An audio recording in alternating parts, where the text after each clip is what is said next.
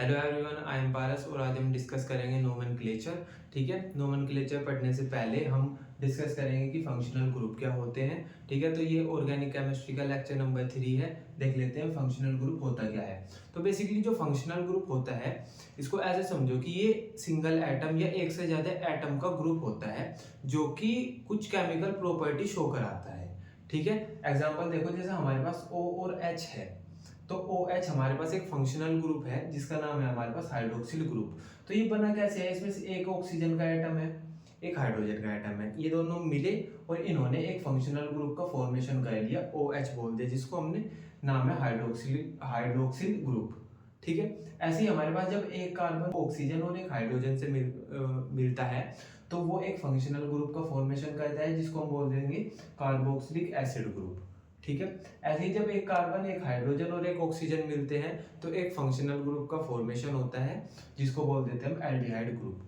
Clear है ना इतना? ठीक है, तो बेसिकली हमारे पास जो फंक्शनल ग्रुप होते हैं उनमें एक एटम भी हो सकता है, एक से ज्यादा एटम भी हो सकते हैं और वो कुछ केमिकल प्रॉपर्टी शो कराते हैं ऑर्गेनिक कंपाउंड के अंदर।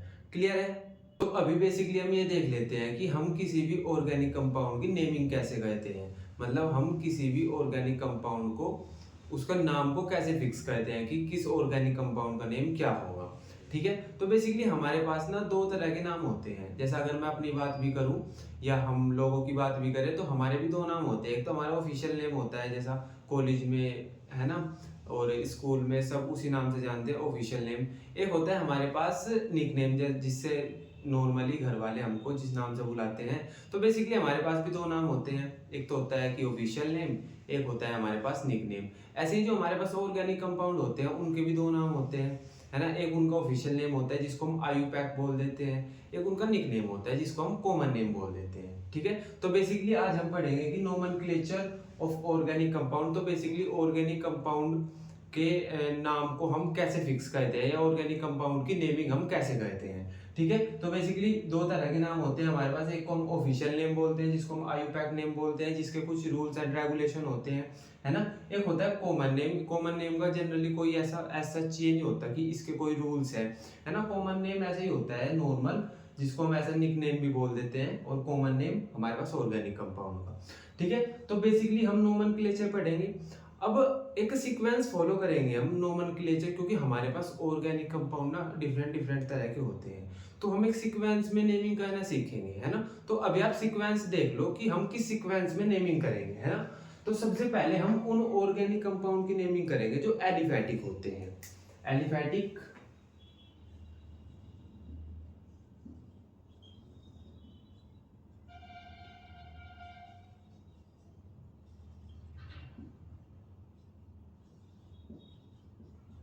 जो हमारे पास एलिफेटिक ऑर्गेनिक कंपाउंड होते हैं, है ना, उनमें जो फंक्शनल ग्रुप, उनमें भी हम उन वालों को देखेंगे पहले जिनमें फंक्शनल ग्रुप नहीं होता। मींस मैं ये बोल रहा हूँ कि जो हमारे पास एलिफेटिक ऑर्गेनिक कंपाउंड है, मींस जो सिंपल सीधी चेन वाले ऑर्गेनिक कंपाउंड होते हैं, हम पहले उनकी नेमिंग करेंगे, है ना। तो मैं ऐसे लिख रहा हूँ कि एलिफेटिक ऑर्गेनिक कंपाउंड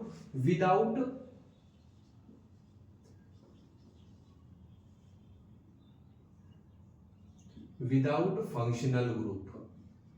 तो जो ऑर्गेनिक कंपाउंड है हमारे पास एलिफेटिक, जिनमें सिंपल सीधी चेन होती है, कुछ ऐसे, जैसा हमारे पास ये हो गया।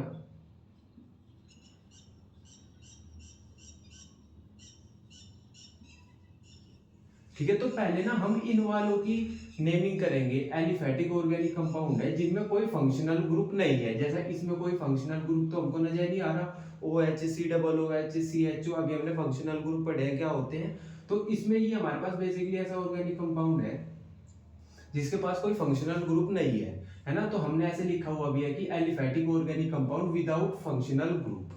ठीक है, इसमें सिंपल स्ट्रेट चेन है हमारे पास, स्ट्रेट चेन है। ठीक है, तो पहले तो हम ऐसे वाले ऑर्गेनिक कंपाउंड की नेमिंग करेंगे जिनमें कोई फंक्शनल ग्रुप नहीं है। इसमें भी दो तरह के आते हैं, एक तो आता है स्ट्रेट चेन वाला जिसको मैं ए बोल रहा हूं, पहले हम इनकी सीखेंगे, है ना। फिर आते हैं हमारे पास इस स्ट्रेट चेन है ना, ये जो हमारे पास स्ट्रेट चेन है, इसमें फर्दर ब्रांचेस निकल जाएंगी। मतलब किसी भी कार्बन पे जैसे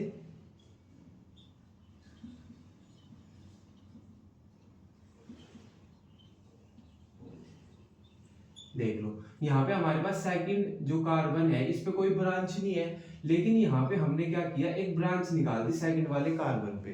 ठीक है, तो ये हमारे पास ब्रांच्ड ऑर्गेनिक कंपाउंड हो गया।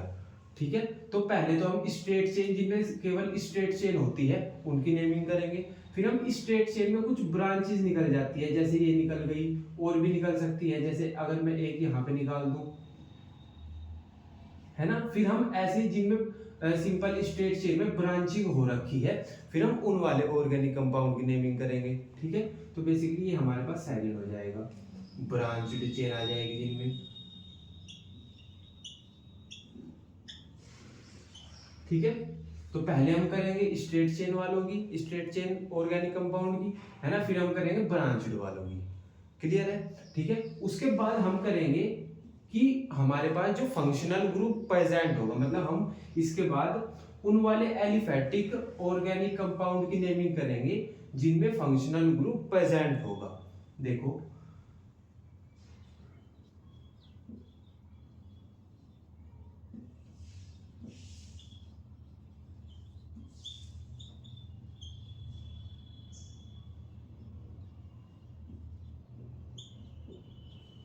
ठीक है, तो मैंने लिखा है यहाँ पे कि एलिफेटिक ऑर्गेनिक कंपाउंड होते हैं जिनमें फंक्शनल ग्रुप प्रेजेंट होता है। अब हम उनकी नेमिंग करेंगे, है ना। तो इसमें हमको देखने को मिलता है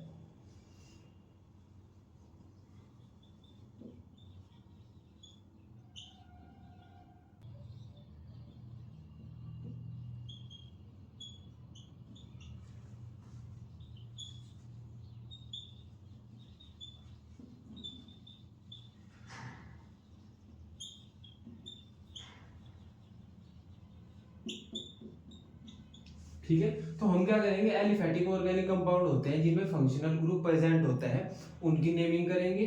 पहला आता है, उनमें भी जो केस फर्स्ट आता है वो आता है कि जब हमारे पास एक से ज्यादा फंक्शनल ग्रुप होते हैं, एक से ज्यादा फंक्शनल ग्रुप प्रेजेंट होंगे, और जो फंक्शनल ग्रुप है वो सेम ही होंगे, मतलब सिमिलर होंगे, एक दूसरे के जैसे होंगे। एग्जाम्पल देखो, जैसे हमारे पास ये हो गया,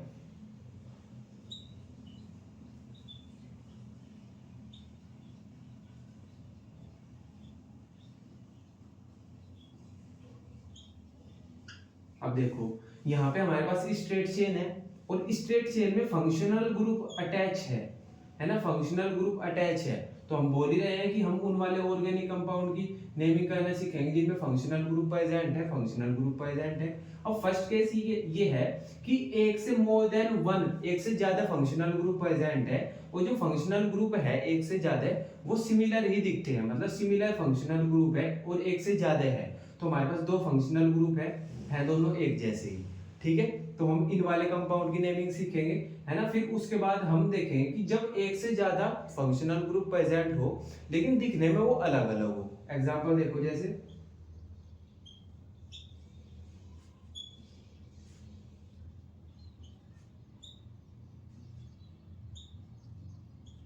देखो इस वाले केस में हमारे पास क्या है, एक तो फंक्शनल ग्रुप है OH, है ना, और एक फंक्शनल ग्रुप है CO।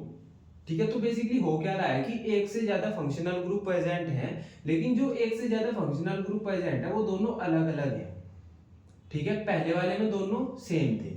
ठीक है, तो ये हो गया हमारे पास फर्स्ट, ये हो गया हमारे पास सेकंड, और ये हो गया हमारे पास थर्ड। थर्ड में हम क्या सीखेंगे कि जो साइक्लिक कंपाउंड होते हैं उनकी हम नेमिंग कैसे करेंगे। तो इसमें देखेंगे हम साइक्लिक कंपाउंड।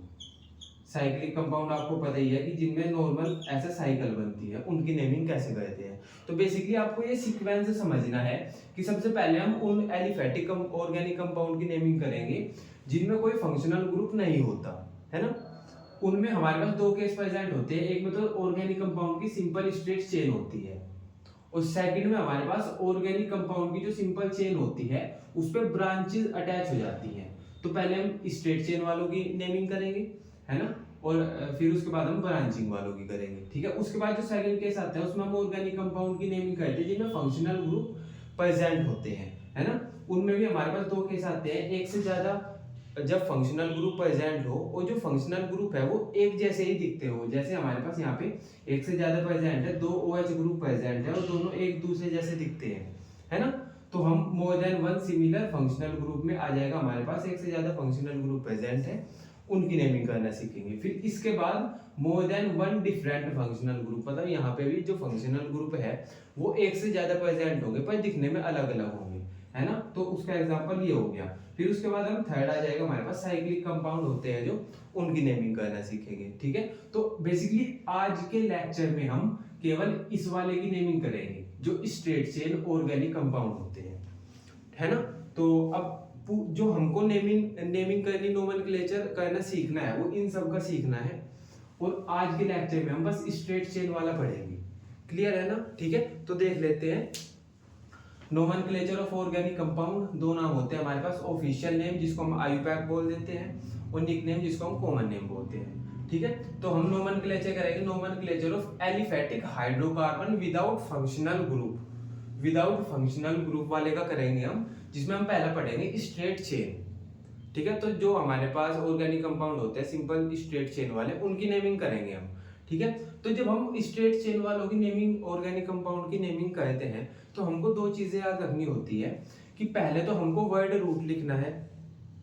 वर्ड रूट का कैसे पता चलेगा, हमको number of carbon word root के बारे में बताएंगे, ठीक है। तो पहले तो हमको वर्ड रूट लिखना है, ठीक है।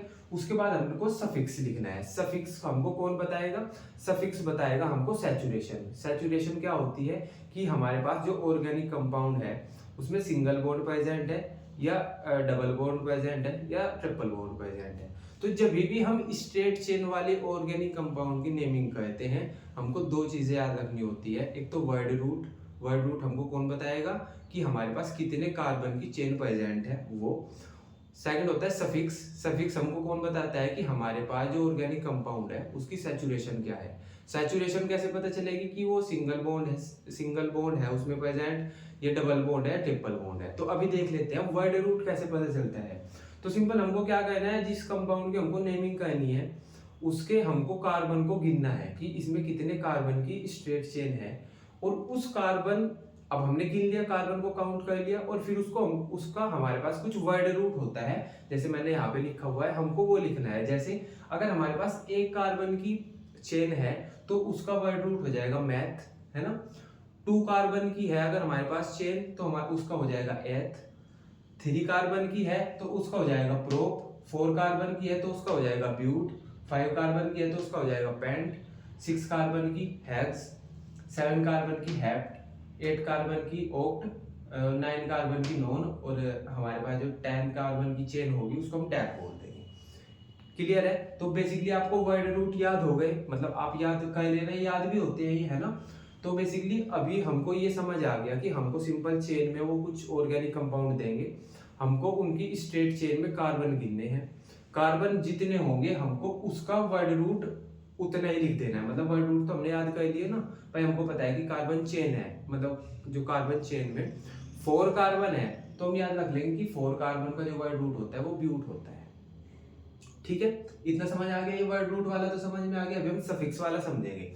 अब जो आपको ऑर्गेनिक कंपाउंड दिया है, आपको पता है कि यार इसमें ना पूरे में ना सिंगल बॉन्ड है, मतलब ये सैचुरेटेड है, मतलब जो हमारे पास ऑर्गेनिक कंपाउंड है उसमें सिंगल बॉन्ड प्रेजेंट है। तो सिंगल बॉन्ड के लिए जो सफिक्स होता है हमारे पास वो होता है एन, ANE, एन होता है। अगर हमारे पास डबल बॉन्ड है, हमारे पास जो ऑर्गेनिक कंपाउंड है उसमें डबल बॉन्ड है, और डबल बॉन्ड का मतलब होता है कि वो अनसैचुरेटेड है। तो सिंपल याद रखना कि अगर डबल बॉन्ड आ गया फिर लिखेंगे हम इन, और अगर ट्रिपल बॉन्ड आ गया तो हम लिख देंगे आइन, YNE, ठीक है। तो बेसिकली हमको याद रखना है, हमको एक ऑर्गेनिक कंपाउंड देंगे, वो हमको उसमें कार्बन गिनने हैं कितने हैं स्ट्रेट चेन में। हमको जब कार्बन का नंबर पता चल जाएगा तो हम उसके हिसाब से वर्ड रूट लिख देंगे। भाई अगर 5 कार्बन है तो पेंट लिख देंगे, 6 कार्बन है तो हेक्स लिख देंगे, ठीक है। वर्ड रूट समझ में आ गया। उसके बाद हमको ऐड करना है, वर्ड रूट के साथ ऐड करना है हमको सफिक्स। सफिक्स का कैसे पता चलेगा, आपको देखना है कि ऑर्गेनिक कंपाउंड में अगर सारे सिंगल बॉन्ड है तो आपको एन सफिक्स यूज करना है। अगर सारे अगर एक भी डबल बॉन्ड है तो आपको इन यूज करना है, और अगर ट्रिपल बॉन्ड है तो आपको आइन यूज करना है, क्लियर है, ठीक है। तो आई होप आपको इतना समझ आ गया होगा। अभी आप एग्जांपल देखो, एग्जांपल से समझ आएगा।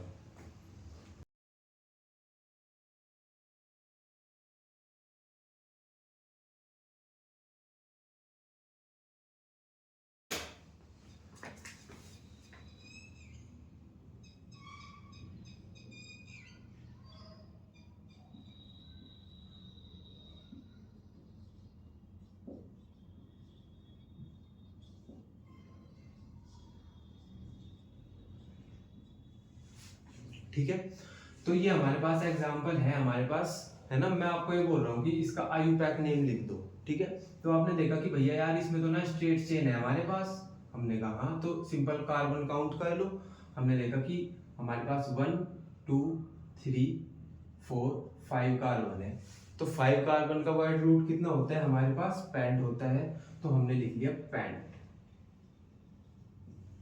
ठीक है। अब हमको क्या लिखना होता है, वर्ड रूट लिखना होता है, उसके साथ उसका सफिक्स ऐड करना होता है। सफिक्स कैसे पता चलता है, हम देखते हैं कि सफिक्स हमको पता चलेगा कि हमको चेक करना पड़ेगा कि जो हमारे पास ऑर्गेनिक कंपाउंड है उसमें सिंगल बॉन्ड है तो उसका सफिक्स हो जाएगा एन, अगर डबल बॉन्ड है तो उसका हो जाएगा इन, और ट्रिपल बॉन्ड है तो उसका हो जाएगा आइन। अब यहाँ पे हम क्या सफिक्स यूज करेंगे, क्योंकि यहाँ पे सिंगल बॉन्ड है तो हम सफिक्स यूज करेंगे एन, ठीक है। तो हम यहाँ पे लिख देंगे एन, ठीक है। तो इसका हमारे पास नेम हो गया पेंटेन। क्लियर है ना, ठीक है, इजी है ना। एक और एग्जांपल देखो,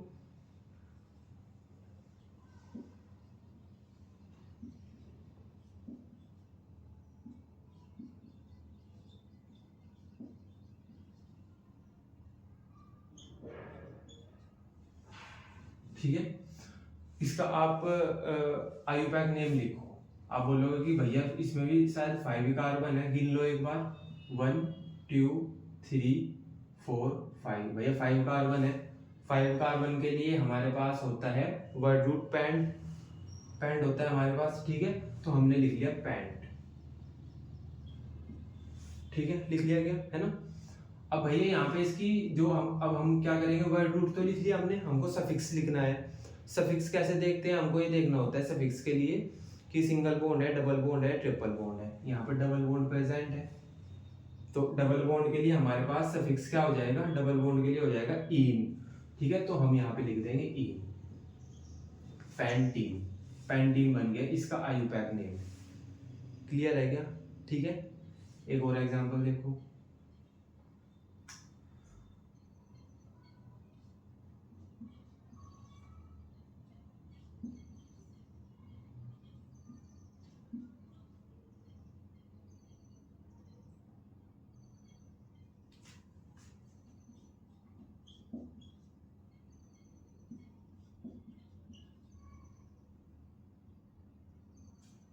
ठीक है, ये वाला। इसका आप मेरे को ना वो IUPAC नेम लिख के दिखाओ। आप बोलोगे कि भैया यार इसमें 5 कार्बन ही है, इसमें भी जितने इसमें थे, तो पेंट हो जाएगा इसका, वर्ड रूट इसका पेंट हो जाएगा। हमने कहा हाँ हो जाएगा पेंट। भैया इसमें भी डबल बॉन्ड है तो सफिक्स इसका भी इन हो जाएगा। हमने कहा हाँ बिल्कुल हो जाएगा इन, नाम बन गया इसका पेंटीन। अब इसका भी तो पेंटीन ही था, तो ये क्या यार, ये सिमिलर है कहीं, भाई ये दोनों हैं तो अलग अलग पर नाम तो इनके सेम आ रहे हैं, तो हम कुछ गड़बड़ कर रहे हैं यहाँ पे, है ना, कुछ गड़बड़ होगी हमारे पास। इसका नाम जो IUPAC नेम है वो पेंटीन नहीं होना चाहिए, क्योंकि भाई ये दोनों अलग अलग है ना।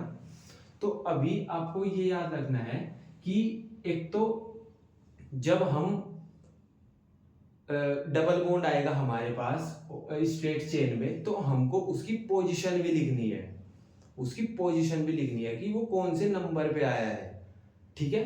तो अभी जब हम इसकी काउंटिंग करेंगे, एक तो ये वाली चीज समझ आ गई कि हमको इनकी पोजीशन लिखनी है, और सेकंड हम काउंटिंग वहां से करेंगे। हम काउंटिंग जब करेंगे कार्बन चेन की, तो हम उस साइड से करेंगे जिस साइड से डबल बॉन्ड को लिस्ट नंबर मिले। मींस अगर मैं काउंटिंग इधर से करूं तो कैसे होगी, 1 2 3 4 5, डबल बॉन्ड कौन से नंबर पे आ रहा है, ये आ रहा है 3 नंबर पे, ठीक है। और अगर मैं इधर से काउंटिंग करूं तो ये कितने नंबर पे आएगा, 1 2 3 4 5, तो तब हमारे पास सेकंड नंबर पे आ जाएगा डबल बॉन्ड। तो मैं ये बोल रहा हूं कि जब भी हमारे पास सिंपल चेन में डबल बॉन्ड आता है तो हम डबल बॉन्ड को प्रायोरिटी देते हैं। प्रायोरिटी कैसे देते हैं, हम नेमिंग, हम जो नंबरिंग करेंगे कार्बन की वो उस साइड से करेंगे जिस साइड से कार्बन को लिस्ट नंबर मिले, ठीक है। तो ये हम प्रायोरिटी देंगे सेकंड बॉन्ड, मतलब जो डबल बॉन्ड होता है उसको हम ऐसे प्रायोरिटी देते हैं कि उसको हम लिस्ट नंबर देते हैं, ठीक है। अब यार ऐसे देख लो ना, जैसे हमारे पास नॉर्मली स्कूल में ना, स्कूल हमारे जो क्लासेस होती हैं उनमें उन बच्चों को ज़्यादा प्रायोरिटी दी जाती है जो रैंकर्स होते हैं, जिनकी फर्स्ट रैंक आती है, सेकंड रैंक आती है, थर्ड रैंक आती है, ठीक है। तो वैसे ही हम डबल बॉन्ड को प्रायोरिटी देंगे, और हमको डबल बॉन्ड को प्रायोरिटी देने के लिए हमको उसको लिस्ट नंबर देना पड़ेगा। समझ रहे हो ना कि लिस्ट नंबर अगर हम कार्बन को देंगे तो हम उसको प्रायोरिटी देंगे। क्लियर है ना? ठीक है। तो अभी मैं ये बोल रहा हूँ कि अगर मैं काउंटिंग करूँ इस वाली साइड से, तो हमारे पास सेकंड नंबर पे डबल बॉन्ड आया है, और अगर मैं काउंटिंग करूँ इस वाली साइड से, तो हमारे पास थर्ड नंबर पे आया है। ठीक है। तो अब हम प्रायोरिटी देंगे तब जब हमारे पास कार्बन की रैंक कम आई है, मतलब जो हमने नंबरिंग की है कार्बन की, उसको लिस्ट नंबर जिस साइड से मिले है उस साइड को हम प्रायोरिटी देंगे। तो इसको हम नहीं देंगे, ये वाली नंबरिंग हम नहीं करेंगे। एक बात तो ये। तो अब हमने देख लिया कि 5 कार्बन है हमारे पास, और हमने लिख लिया पैंट हमने लिख लिया। ठीक है।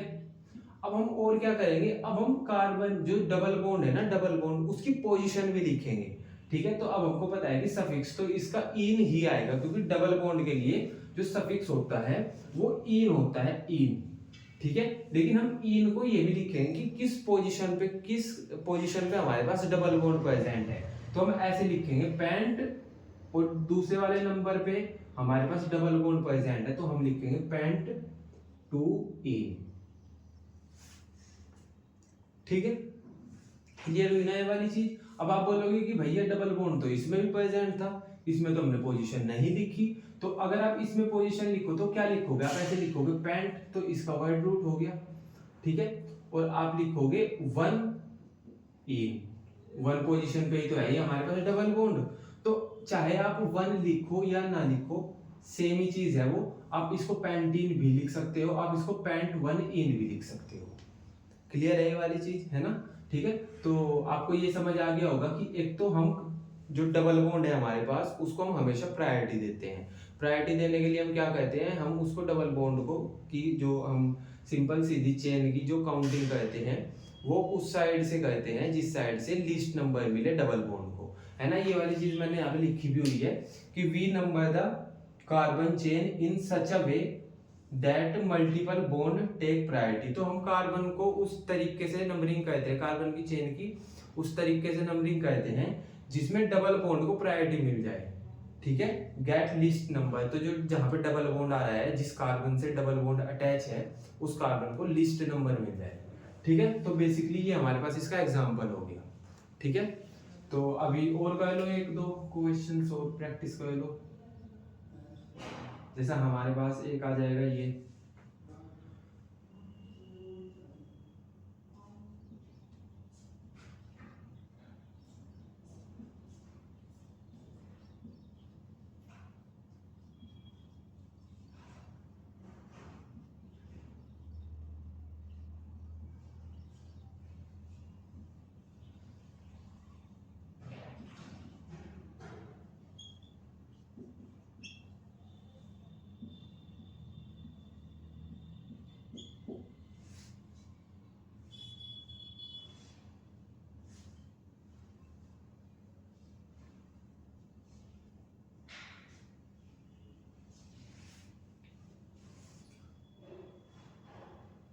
ठीक है। तो ये हमारे पास एक ऑर्गेनिक कंपाउंड है ना?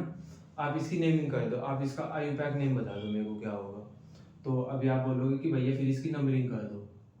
अब नंबरिंग हम किस साइड से करेंगे? जिस साइड में, मतलब नंबरिंग हम जब हम नंबरिंग करेंगे इस चेन की, तो हम प्रायोरिटी देंगे डबल या ट्रिपल बॉन्ड को। ठीक है। मतलब हम उस साइड से नंबरिंग करना प्रीफर करेंगे जिस साइड से डबल या ट्रिपल बॉन्ड नजदीक पड़ रहा हो।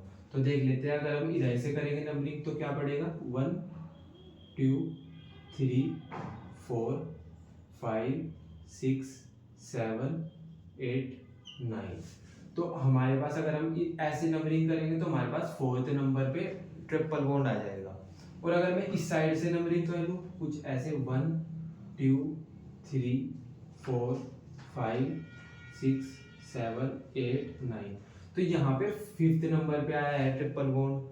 तो हम इसको प्रीफर नहीं करेंगे, इस वाली नंबरिंग को प्रीफर नहीं करेंगे। हम जो नंबरिंग करेंगे वो इधर से ही करेंगे। ठीक है। जिसमें हमारे पास फोर्थ नंबर पे ट्रिपल बॉन्ड आया है। ठीक है। तो अभी आप देखो कि जो 9 कार्बन है हमारे पास, 9 कार्बन के लिए वर्ड रूट क्या होता है? 9 कार्बन के लिए वर्ड रूट होता है नॉन। ठीक है। तो आप लिख लोगे हमारे पास 9 कार्बन है, तो इसका वर्ड रूट हो जाएगा 9। ठीक है, तो वर्ड रूट लिख दिया हमने। अब हमको सफिक्स लिखना है। सफिक्स के लिए हमको देखना पड़ेगा कि यहाँ पे जो 4th कार्बन है उस पे ट्रिपल बॉन्ड है, और जहाँ पे ट्रिपल बॉन्ड होता है उसके लिए हमारे पास सफिक्स क्या होता है, आइन।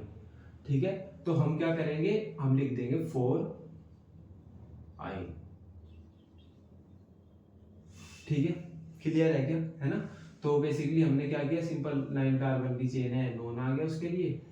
ठीक है, फिर हमारे पास 4 नंबर पे ट्रिपल बॉन्ड है ना, तो हमने वो लिख दिया, और ट्रिपल बॉन्ड के लिए सफिक्स यूज करते हैं हम आइन। ठीक है, तो बेसिकली अभी हमने ये कवर कर लिया, इसका जो स्ट्रेट चेन था वो हमने यहाँ पे आज कवर कर लिया।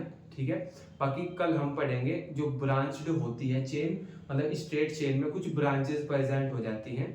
ठीक है, उन ब्रांचेस को हम एल्काइल ग्रुप बोलते हैं। तो कल वाले लेक्चर में हम डिस्कस करेंगे कि एल्काइल ग्रुप क्या होता है, और ब्रांच्ड चेन होती है जो ऑर्गेनिक कंपाउंड की, हम उनकी नेमिंग कैसे करते हैं। ठीक है, तब तक के लिए आप इसको रिवाइज करो, बाकी हम कल पढ़ेंगे। बाय।